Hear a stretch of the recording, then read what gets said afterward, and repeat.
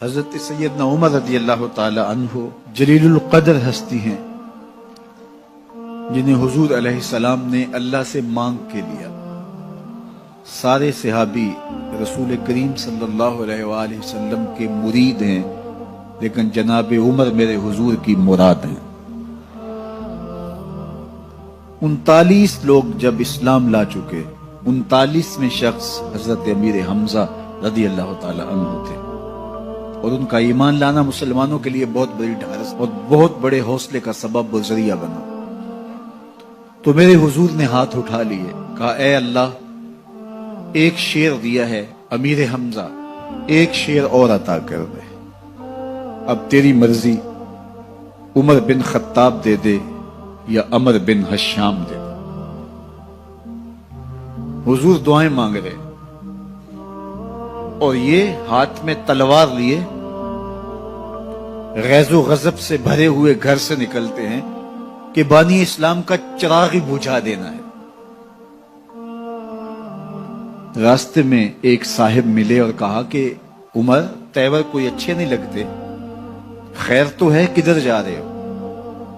کہا چراغ اسلام بجھانے جا رہا ہوں، یہ روز کا مسئلہ ختم ہونے لگا ہے میرے ہاتھوں۔ مسکرا کے بولے گھر کی خبر تو لو۔ کہا میرے گھر کو کیا ہوا؟ کہا تمہاری بہن فاطمہ بھی نوکر بن گئی ہے رسول اللہ صلی اللہ علیہ وسلم کی۔ غصے سے بھرے ہوئے اپنی بہن کے گھر کا رخ کرتے ہیں، اندر سے قرآن پڑھنے کی آواز آ رہی، غصہ اور بڑھ جاتا ہے، دروازے کو زور زور سے کھٹکھٹاتے ہیں۔ اہل خانہ سمجھ گئے ماجرا کیا ہے، گرجدار آواز ہے جناب عمر کی، دروازہ کھولو۔ جلدی سے معلم کو چھپا دیا اور بہن آگے بڑھ کے دروازہ کھولا۔ کہا تم سابی ہو گئے ہو، دین چھوڑ دیا تم نے، بتوں کی وفا ترک کر دی اور بے تحاشا مارنا شروع کیا۔ بہن کا سر پھٹ جاتا ہے، خون بہنے لگتا ہے اور یہ مارتے چلے جاتے ہیں۔ فاطمہ بنت خطاب بولی عمر، تم خطاب کے بیٹے ہو، سنو میں بھی خطاب کی بیٹی ہوں، جو ظلم جو جبر کرنا ہے کرو، میں محمد عربی کا دامن نہیں چھوڑوں گی۔ سوچنے پہ مجبور ہو جاتے ہیں وہ کون سی طاقت ہے جس نے بجلیاں بھر دی اس کے اندر۔ کہا جو تم پڑھ رہے تھے مجھے بھی سنا سکتے ہو؟ کہا تمہیں غسل کرنا ہوگا۔ عمر اپنے بدن کو دھو رہے ہیں، میرا رب دل دھو رہا ہے۔ اتنے میں معلم بھی قرآن لے کر آ جاتے ہیں اور قرآن کی تلاوت ہونے لگتی ہے۔ طٰہٰ ما انزلنا علیک القرآن لتشقیٰ، 14ویں رات کے محبوب چاند، ہم نے قرآن اس لیے نازل تو نہیں کیا تھا کہ تم مشقت میں پڑ جاؤ۔ بے تاب ہو گئے، کہا عمر کی عمر برباد ہو گئی، مجھے لے چلو حضور کی چوکھٹ پہ۔ تلوار حمائل کی ہے، بہنوئی ساتھ ہیں، اور حضور کی بارگاہ میں حاضر ہو رہے ہیں۔ دروازے کے سوراخوں سے دیکھا تو صحابہ تشویش کا اظہار کرنے لگے کہ عمر آ رہا ہے، تلوار حمائل کی ہے، ارادے اچھے نہیں لگتے۔ جناب امیر حمزہ نے کہا دروازہ کھول دو، اچھی نیت سے آیا تو استقبال کریں گے، نیت اچھی نہیں ہے تو اس کی تلوار سے اس کی گردن کاٹ دیں گے۔ حضور کے سامنے جا کے بیٹھ گئے، گلے میں کپڑا ڈالا تو حضور نے پکڑ کے کہا عمر، ابھی وقت نہیں آیا کہ تم اسلام لے آؤ؟ یہی وقت تھا عمر کے اسلام لانے کا۔ لبوں پہ کلمہ جاری ہو گیا،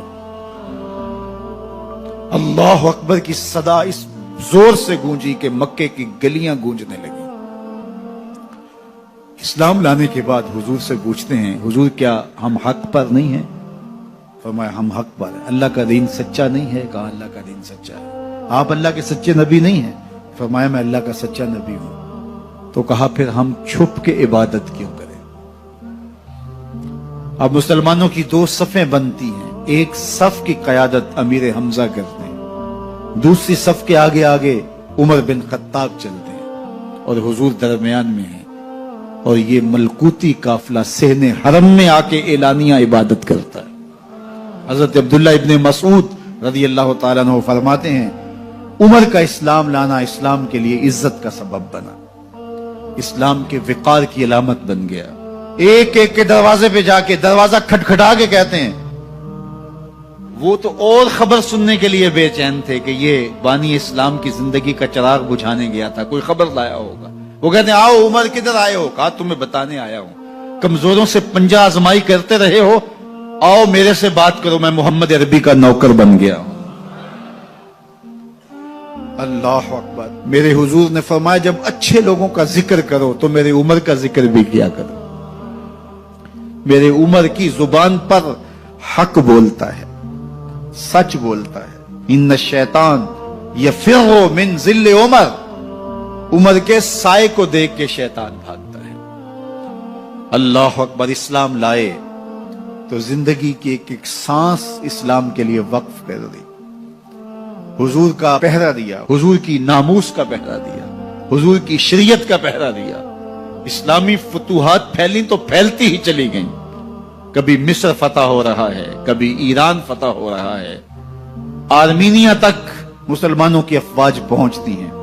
22 لاکھ مربع میل پر حضرت عمر رضی اللہ تعالیٰ عنہ کی سلطنت پھیل جاتی ہے۔ عدل و انصاف کا دورہ ہوتا ہے۔ زمانے نے دیکھا کہ غیر مسلم بھی عدالت میں کھڑا ہے تو اسے خوف نہیں ہوتا تھا کہ میرے سے ناانصافی ہوگی، اس لیے کہ حکومت عمر کی چل رہی ہے۔ وہ بھی مطمئن ہوتا تھا کہ میرے ساتھ انصاف